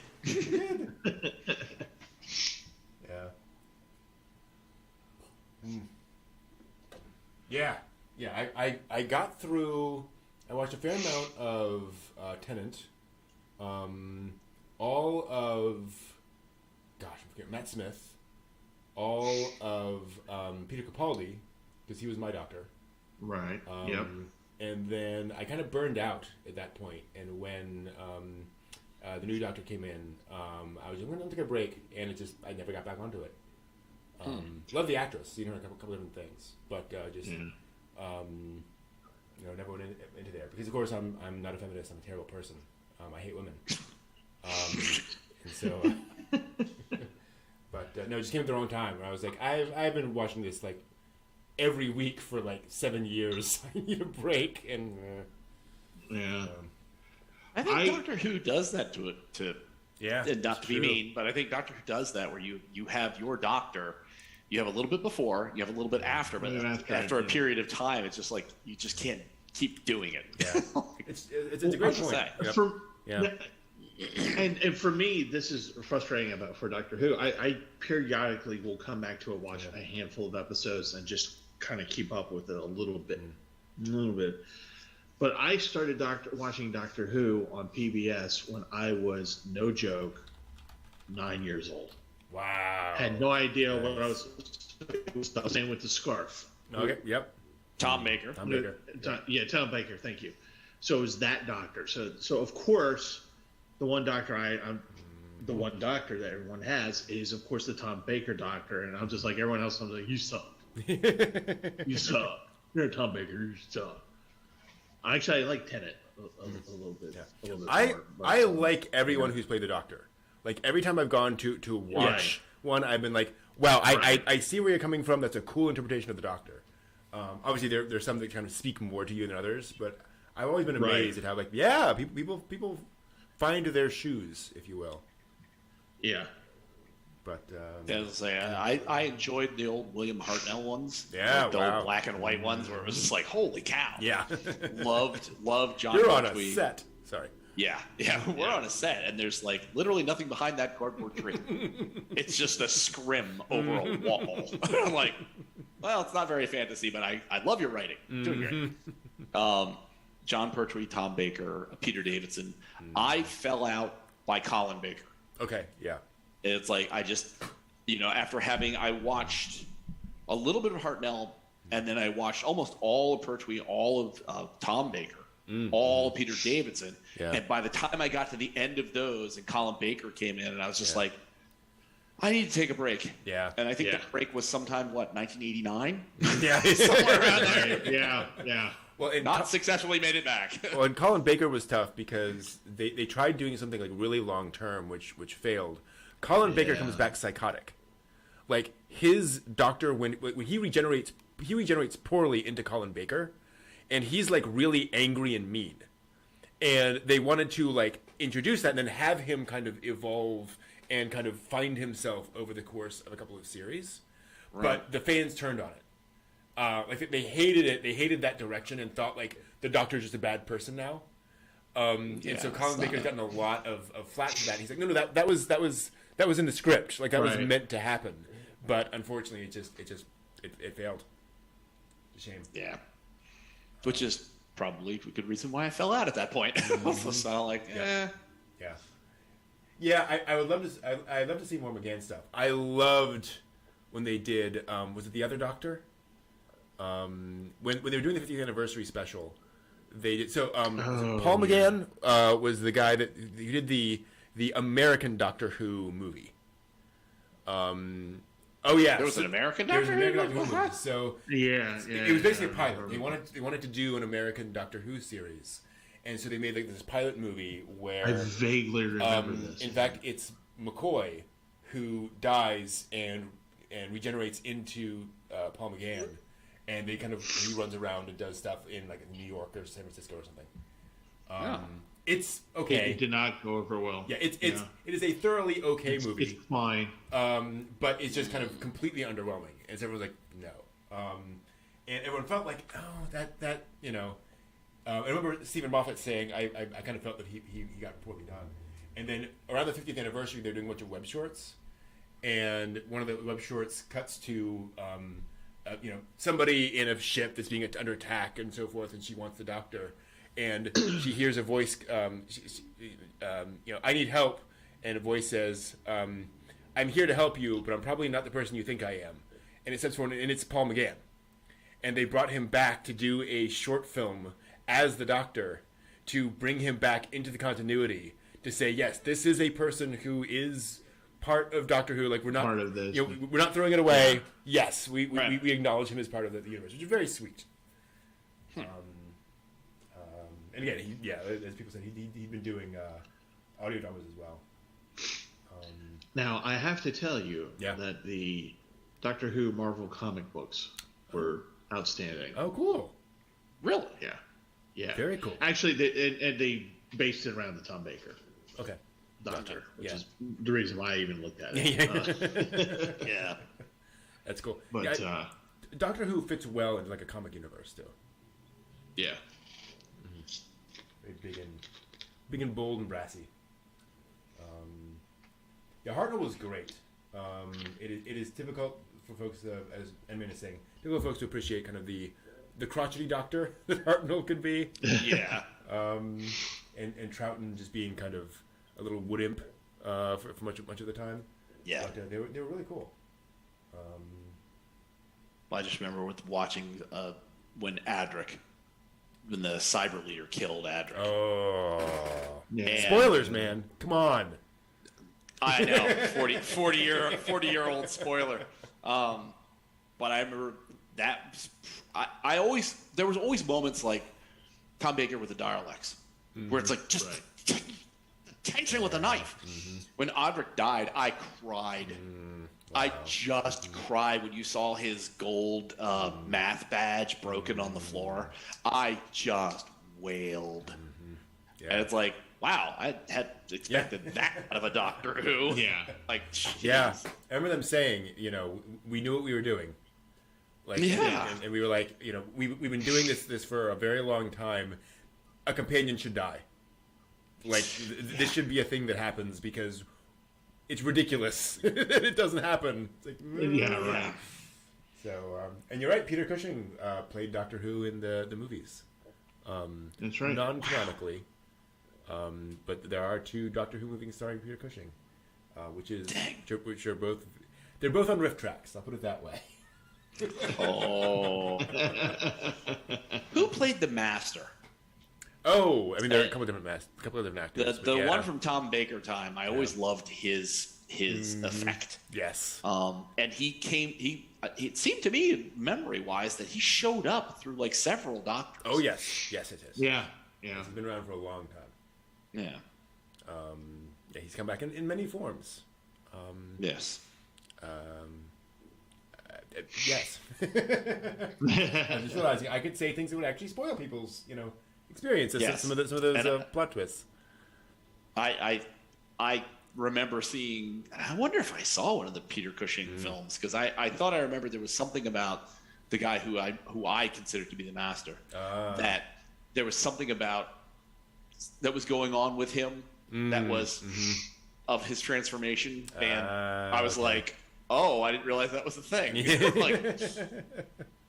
So I won't spoil it for anybody either, but it was kind of like, oh dear goodness. I have a side story about that. In one of the later stories, the Master shows up, and I think it's a Cyberman shoots the Master, and the Master's vaporized. And there was a Comic-Con or something like the next week after that aired, and folks were like, "How could you do that? What's going to happen? How could you possibly bring the Master back at that point?" And Moffat leaned forward and said, "In the old serials, they would show the Master getting thrown off a cliff, thrown into a black hole, no possible way to survive, all these various things. He would show up again 6 weeks later, and the sum total of the explanation that he would give is, 'I escaped.' So I have no concern about having to explain anything about what's going on with the Master. No one cares. Good point. Hold on, buddy. A black hole. Get the dry right board out. I want to see your opinions on this one. I really do. I got questions. Oh dear. Oh, cool. I hit the event horizon and slingshot around the black hole, so it looked like I fell. Yep. Shut up. It was just a bad BBC set. That would be great. If they just said, yeah, the plywood fell on me. I was out for 6 weeks with a splinter. Oh dear. In fact, have you ever wondered? There was a fantastic sort of docudrama made around the 50th anniversary about Hartnell. And about Hartnell's experience as the Doctor, and it stars the guy who plays the gardener in Harry Potter, the grizzled gardener guy who's always going around. He plays Hartnell. Good Lord! Yeah, he does a fantastic job, and they work in some more modern Doctor Who references as well. So there are a few little moments in there. It's and there's a line referencing more modern Doctor Who stuff and so forth and so on, which is really cool. And it's just neat seeing kind of a thing about what it was like getting that off the ground, and what it was like being in this thing that no one thought would go anywhere, and that just suddenly exploded, and was a massive success, and that Hartnell appreciated and loved what he was doing, but also he was honestly just physically a little too old for. But imagine if he had been in his 30s. You know what I mean? It's you can also suffer from getting stuck being that thing forever. Well, forever. And they pointed out that we would not have regenerations if Hartnell hadn't. If at some point folks were like, "You can't do this anymore," but the series is too important to end. Yeah. It probably would have been a 6-season thing and then over forever, where that allowed it to continue for decades and decades. Yeah. So there is a question in Chatland. Yeah. John asks, was there an anime version of Doctor Who? Ooh, so not officially. I don't know the answer to that. There is an amazing short film done by the guy. I don't know if you guys ever seen the TIE Fighter animated short film. Yeah. Same guy. Yeah, I love that. Yeah. Oh, really? Yeah. Oh, yeah. I don't think I've seen that. Yeah, he did and it's like a couple minute long animation of one of the classic Doctors. It might have been 3. What was the third one? The one who's I think kind it's of on Earth a lot. John Pertwee. Pertwee. Yeah, I think it was Pertwee. Yeah, with Bessie, his model. Yes. T, whatever it is. Yeah, I think it was Pertwee. Going around with Cybermen and Daleks and all sorts of craziness. Really, really cool thing. But yeah, I don't think there's ever been an official Doctor Who anime thing, which there should be. I think Doctor Who is a very anime thing. Speaking of those, I wanted to actually bring up something with you and with chat. There was an article that dropped, I think, earlier this week on Polygon, if I recall correctly, saying basically Star Wars needs to take a page from Gundam. And the idea was, and let's get everyone here's thoughts on this. Star Wars has this problem right now that there's a lot of Star Wars material. Yep. But it's having trouble finding and keeping its audience happy. Right? And people are feeling like the Star Wars universe, when people complain about the Star Wars universe, it's like, we keep coming back to the Skywalkers. We keep coming back to all of this core content. And the Star Wars universe is feeling kind of small. It's feeling very constrained. Right. He said, just like the Universal Century in Gundam. What Star Wars needs to do is allow people to make their own Star Wars universes. Do a Star Wars thing that has a completely new timeline. New concepts of what a Jedi Order is, of what the Sith are. Maybe you don't have Sith. Just completely reinvent Star Wars in your own movie. And keep doing... We'll have 5 pretty boys joining the Jedi Order. Yes! Yes! And they defeat the Sith in a dance and sing-off. There we are. Steve, I've got notes. 5 pretty boys. Yeah. And they have to compete against the Nega group. Right. And it's not the Sith. It's this uber talented guy named Seth. Oh. So it's the Jedi 5 versus the Seth. The Seth. Yes. Yeah. And he is like the galactic controller of song and dance, and they have to defeat him. Yep. And boy, it feels like Scott Pilgrim versus the Universal. And then they go to Nationals. Exactly. Right.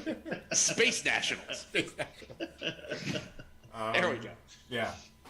Well, I mean, I would certainly welcome, and not that I don't like Skywalker and Solo and all the characters I grew up with, certainly, but it is a universal kind of thing. You can stop talking about that corner of the universe and go talk about some other freaking corner of the universe. Yeah.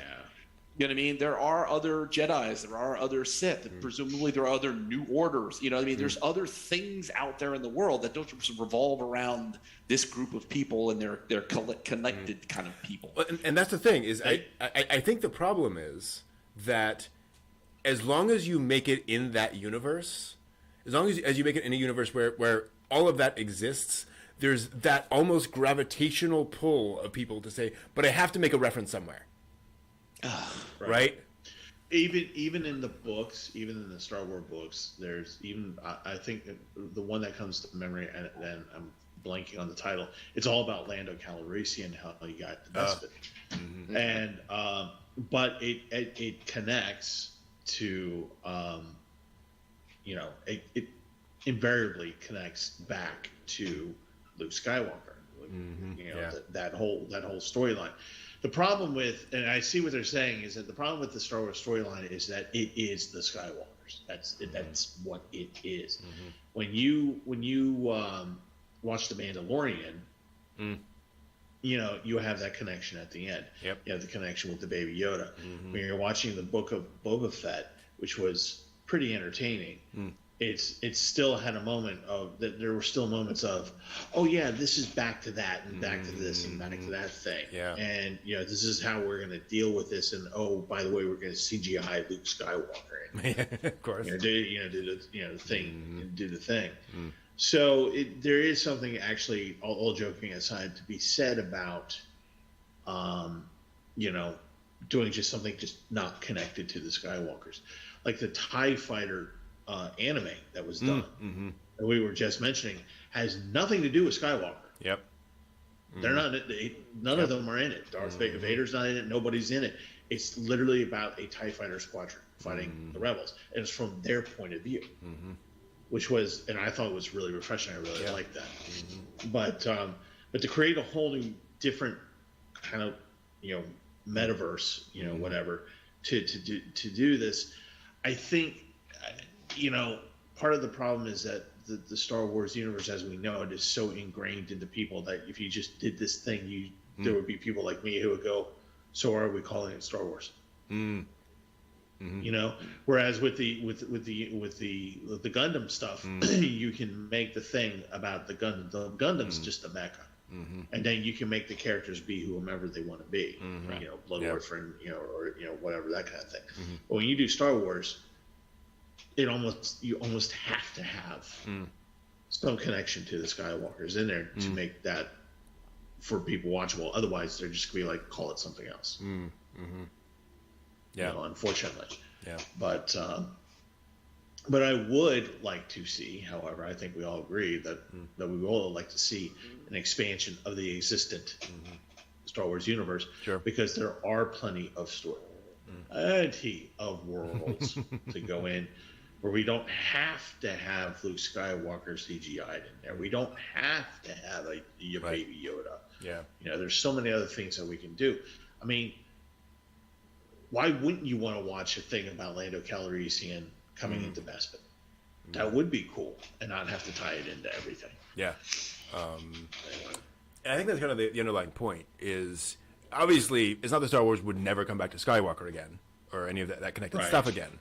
Right. But having diversions to things that are completely unrelated, and completely unrelated.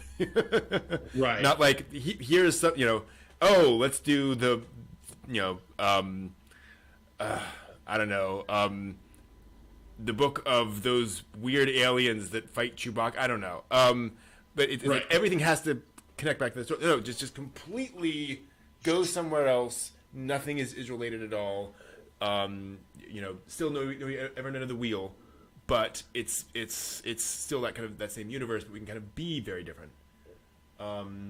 That would be really cool. And I think it would bring that fresh, because one of the problems now is you try to bring folks into Star Wars, and it's like, where do you start?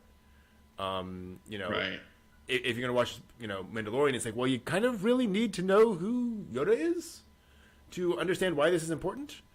A lot of other stuff. He's just a cute space baby. Pretty much. You know who he is. I guess.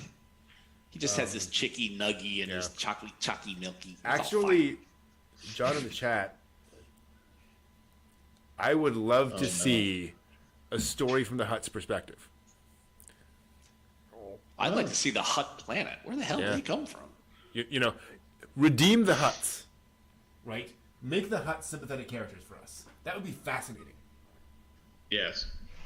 And that's the kind of thing I'd love to see. Is just let's take this weird bit of the universe and go there. The one Jedi Hutt. Yeah. There is nothing that says it couldn't. Right? Yeah. Exactly. How about the story of Greedo? I was going to say, and how he got where he was. I think that would be a comedy. Certainly would be an interesting take. Yes. Like the robot chicken take on the two guys that talk to Luke in the bar. And talk to him. It's like, I don't like you. My friend doesn't like you. Like they tell the whole story of those two guys. like what the hell? Okay, but it was funny. It was goofy as hell. But it was an interesting take because there's a bar full of people that you could Right. literally have an intersection. Oh, that the go away Cantina not- band. Yeah, The totally. Cantina band. Yeah, how do they all get to be a band? Yeah. Yeah. Mm-hmm. It'd be Friends, Cantina band style. Mm-hmm. Yeah, there we go. There we go. Money. Making all the money there. Oh, yes. Cheers in the Mos Eisley Cantina. Exactly. See? Sometimes you want to go where everybody's going to slice your arm. Yeah, exactly. Yeah. Oh, dear. If you want to go where everybody's got a laser that's got your name. What? Yeah. Hey, I was just imagining. Fire equal lots of pain. Greedo walks in. Greedo! You Yeah. know? Hey, good seeing you, dude. Oh, dear. Yeah, How's things with your wife, buddy? She doesn't like me. I don't like me. Good job. Okay. I don't like your face. Okay, cool. That's good. Sit down.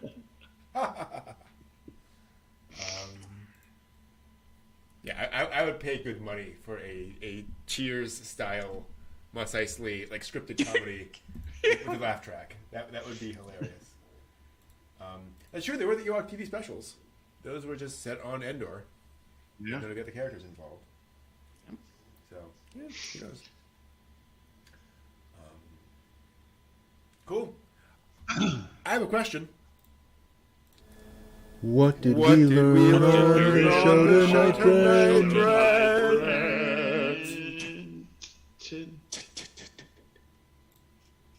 Better every week.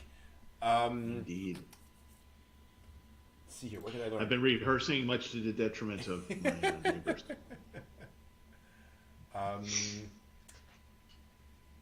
I learned the British love Totoro, which is a good thing. No. I learned that at least one British person is a feminist, so that's good. Good to know. I learned we're still finding not weird, but lost anime. We should not give up hope on finding that lost media. We still get it now and again, so fingers crossed for all that stuff to be found again and made available to us. And I also learned that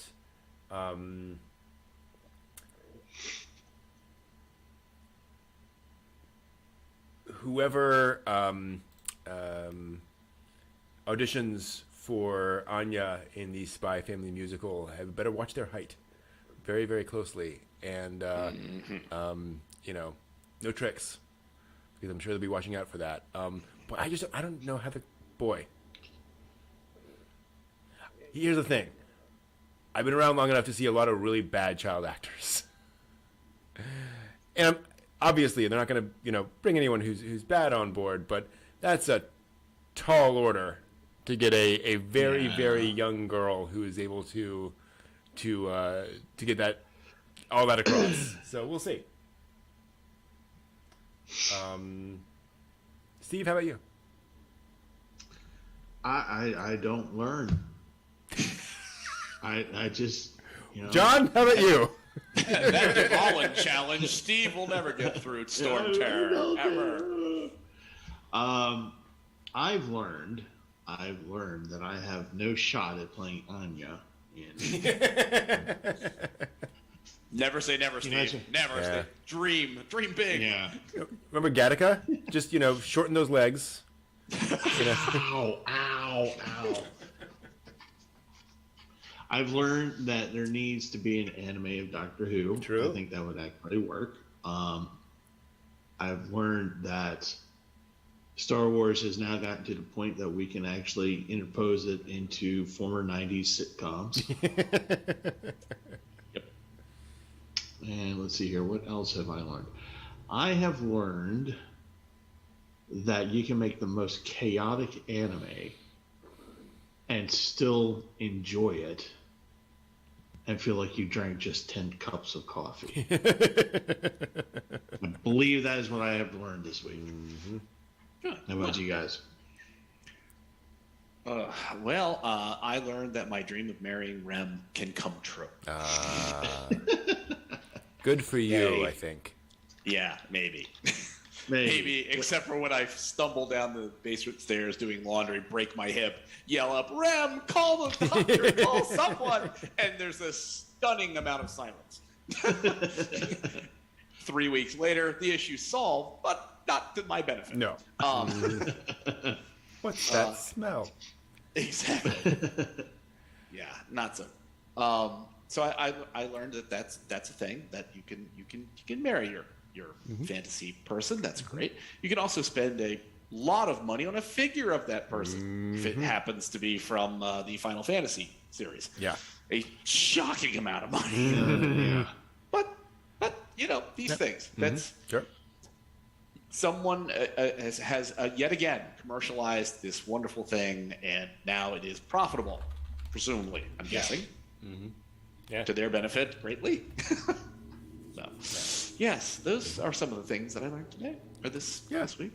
And to be clear on expensive figurines, like there's a range, right? Like there are inexpensive figurines, there are expensive figurines. There's always going to be some figurines that are just way outside for the people who have that money. You know, it doesn't mean anything in terms of The 1-to-1 scale Monkey D. Luffy made entirely out of marble. yeah, exactly. Yeah, somebody out there would carve it if you paid him. Absolutely. I want to learn how to work in fiberglass. So I can make some of these like large scale, things. That'd be kind of cool, I think. I can help you with that. Oh, well. 'Cause Stay tuned. In college, I was a fiberglass laminator. So Oh, stay tuned. I know how to do that. I may have a 6-foot waifu. It's a. I don't know. Oh, about this. I just realized. All of a something. sudden, the interior of your house looks like a McDonald's from the 1980s. There's just like fiberglass benches and stuff everywhere. Like, what are you doing? Years ago, I had a friend who wanted to cosplay as one of the Nightsabers from Bubblegum Crisis and could not figure out the material to make the hard suits out of fiberglass.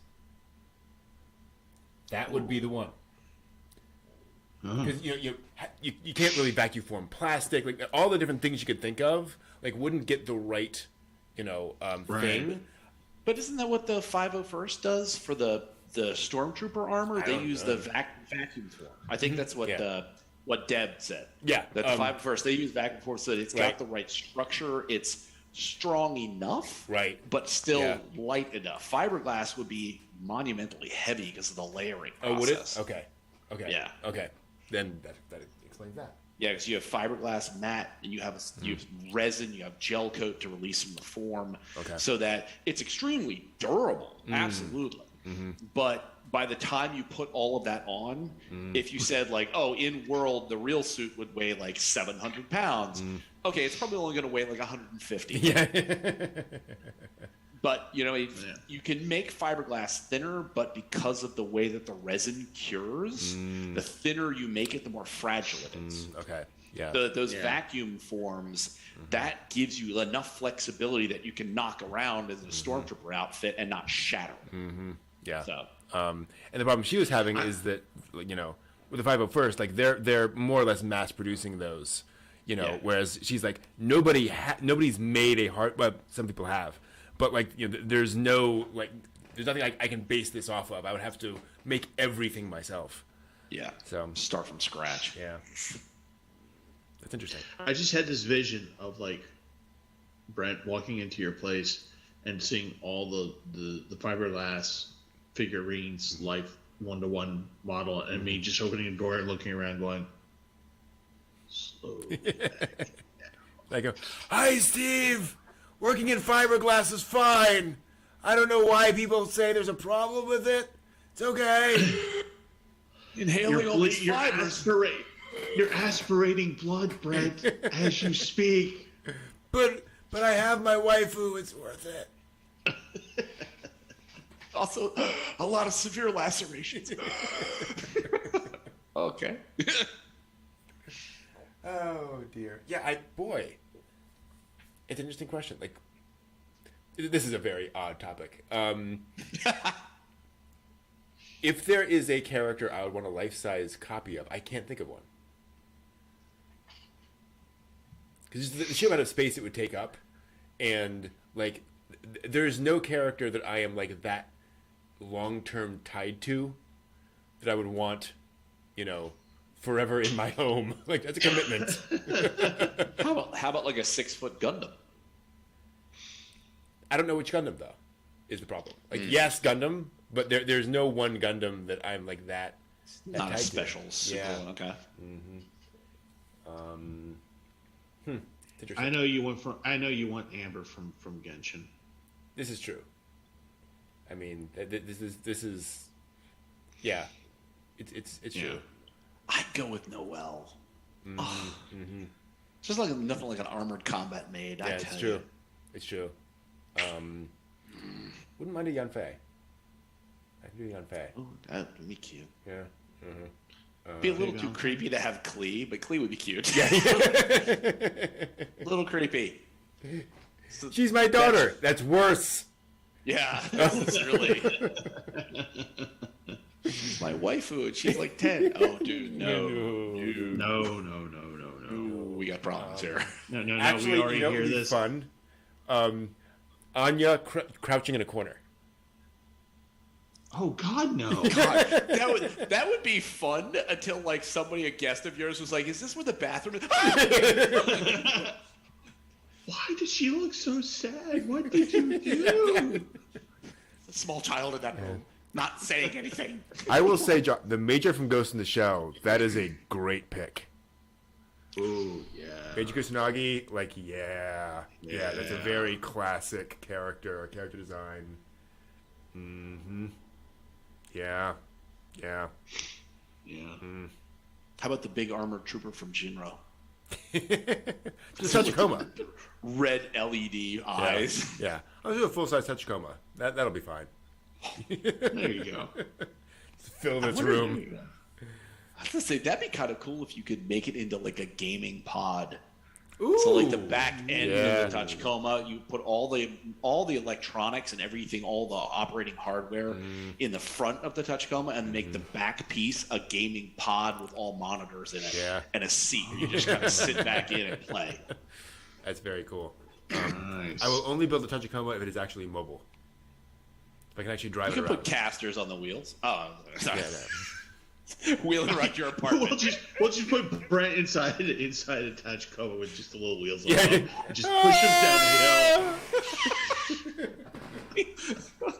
And make sure that the casters are on their own independent spinners. Right. So that as it's going downhill, the thing's like whipping around. I'm living my dream.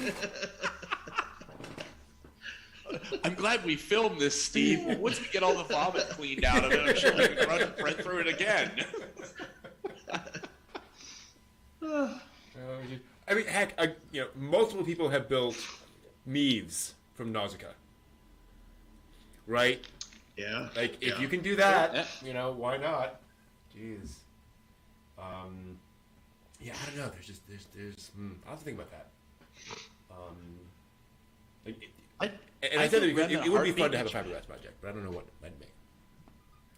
And that's the thing. It's like, it'd be fun to have a Rem or a Gundam or something like that. But after the first, 6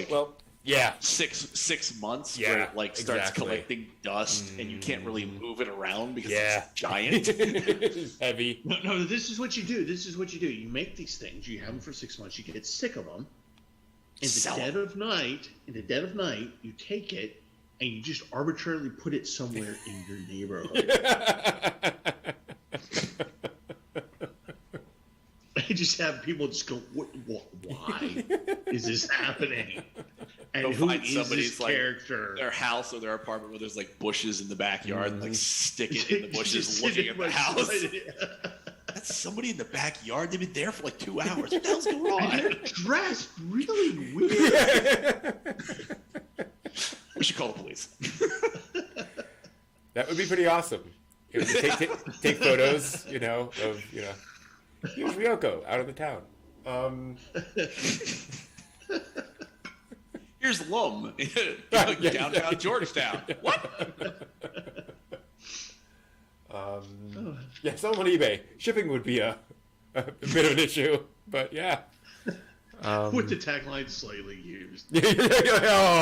Oh. Oh, Jeez, Steve, thanks. Good thing it's past 10. exactly. Wanted to let you all know. We've got a few changes coming up for the stream. We're talking about some possibilities, and wanted to throw this out to you all in chat land. I like being able to have some more flexibility in my weekends. It's why we've been taking some time off to do